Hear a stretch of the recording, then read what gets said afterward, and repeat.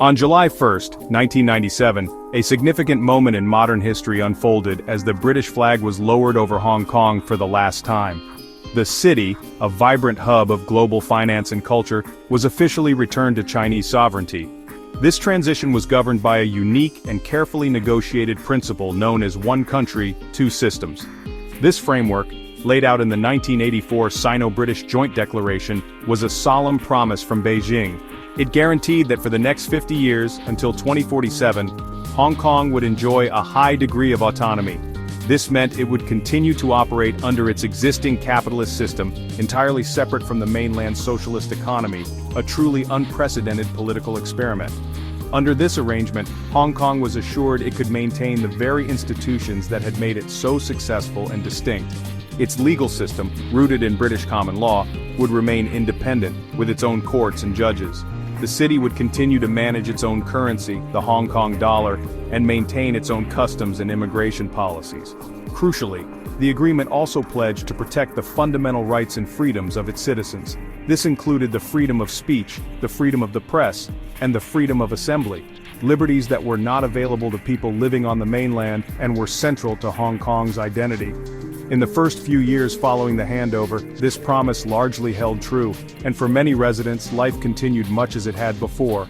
The city's dynamic economy thrived, its press remained boisterous and critical, and its people continued to enjoy their established way of life. The border between Hong Kong and mainland China remained a firm line, not just geographically but also ideologically and systemically. This initial period seemed to affirm the viability of the one country, two systems model, creating a sense of cautious optimism that Hong Kong could indeed preserve its unique character while being a part of China. However, even in these early days, there were subtle signs that the promised autonomy was not absolute. Beijing retained significant, albeit indirect, control over the city's political leadership. The chief executive, Hong Kong's highest-ranking official, was not chosen through universal suffrage, a direct vote by the people. Instead, the leader was selected by a carefully structured election committee that was overwhelmingly composed of pro-Beijing elites and business interests. This mechanism ensured that whoever led the city would ultimately be someone acceptable to the central government, a structural limitation on the city's democratic aspirations from the very beginning. The first major challenge to Hong Kong's protected status emerged in 2003, shaking the public's confidence in the one country, two systems promise. The Hong Kong government, with strong backing from Beijing, attempted to introduce a new national security bill known as Article 23. This proposed law aimed to criminalize acts such as treason, sedition, and subversion against the central government. Many Hong Kongers viewed this as a direct threat to their cherished freedoms, fearing it would be used to silence dissent and punish anyone critical of Beijing, effectively importing mainland-style political controls into the city's legal framework. The public reaction was swift and massive. An estimated 500,000 people from all walks of life took to the streets in a peaceful but powerful protest. The sheer scale of the demonstration sent a clear message to both the local government and Beijing that the people of Hong Kong would not passively accept the erosion of their rights. The protest was a resounding success. Facing immense public pressure, the government was forced to withdraw the bill. This event marked a pivotal moment, demonstrating the power of collective action and reinforcing a deep-seated public vigilance over the city's autonomy and liberties. Following the Article 23 controversy, the subsequent decade saw a more gradual but persistent increase in Beijing's influence over various aspects of Hong Kong society. This process was often subtle, a slow and steady encroachment rather than an overt confrontation. For instance, pro-Beijing business tycoons began acquiring major news outlets, leading to a noticeable shift in media coverage. Self-censorship became more common among journalists, and pro-government narratives started to dominate once independent newsrooms, slowly chipping away at the city's famously free press and limiting the diversity of available information for the public. This creeping control extended into the realm of education. In 2012, the government proposed a new patriotic education curriculum for schools, which critics argued was a thinly veiled attempt to instill unwavering loyalty to the Chinese Communist Party and present a sanitized version of Chinese history. Once again, this move was met with fierce opposition, this time led by student groups who organized large-scale protests and even a hunger strike. Like the Article 23 bill before it, the curriculum plan was eventually shelved, But the incident further deepened public distrust and highlighted a growing battle over the identity and values of the next generation. The political tensions reached a new peak in 2014, when Beijing issued a formal decision on how Hong Kong could elect its next chief executive. While it offered the prospect of a popular vote, it came with a significant catch. All candidates would first have to be vetted and approved by the same pro-Beijing nominating committee that had always been in place.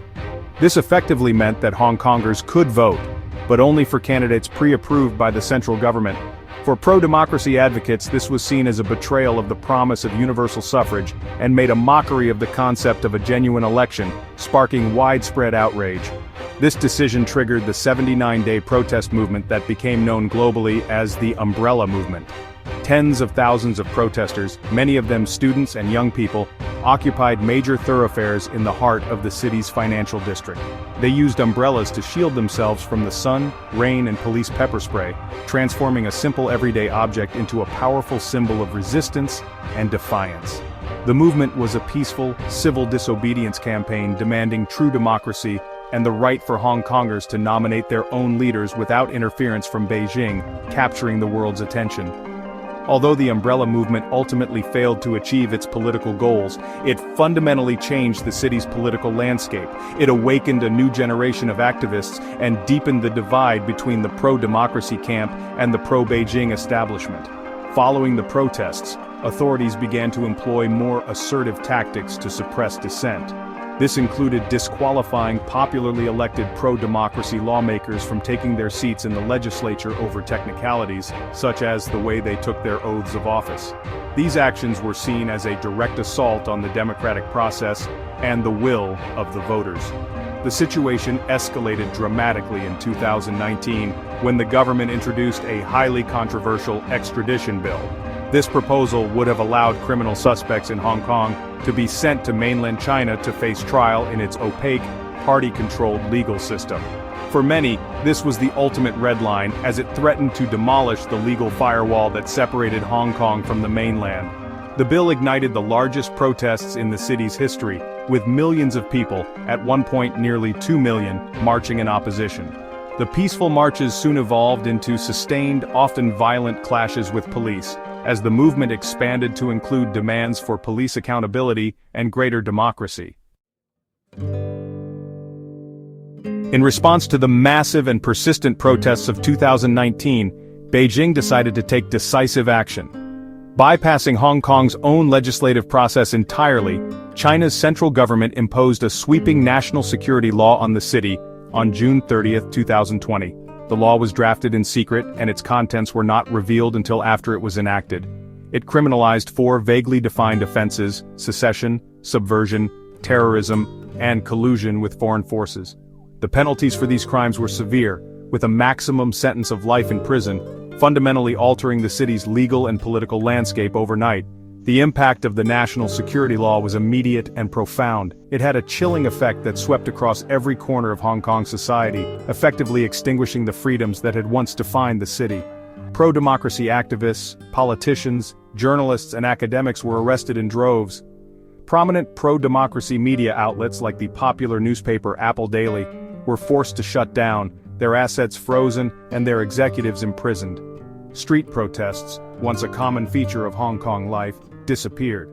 The law created an atmosphere of fear, where ordinary citizens became afraid to speak freely, even in private conversations. The crackdown extended to the city's political structure. In 2021, Beijing orchestrated a complete overhaul of Hong Kong's electoral system, introducing new rules to ensure that only patriots, meaning individuals deemed loyal to the Chinese Communist Party, could hold public office. The number of directly elected seats in the legislature was drastically reduced, and all candidates were subjected to a rigorous vetting process. As a result, the city's legislature is now devoid of any meaningful opposition. The consequences were clear in the 2023 district council elections, where voter turnout plummeted to a historic low of 27.5%, a stark contrast to the record 71% turnout in 2019. Today, just a few years after the national security law was imposed, Hong Kong is a profoundly different place. The one country, two systems framework, as it was once understood, exists in name only. The high degree of autonomy has been replaced by direct control from Beijing. The crackdown has triggered an exodus of residents, with hundreds of thousands moving abroad in search of the freedoms they lost at home. The city's status as a global financial hub has been damaged as international businesses grow wary of the legal risks. The story of Hong Kong has become a stark illustration of the tension between freedom and control, and a somber chapter on the fragility of promised liberties.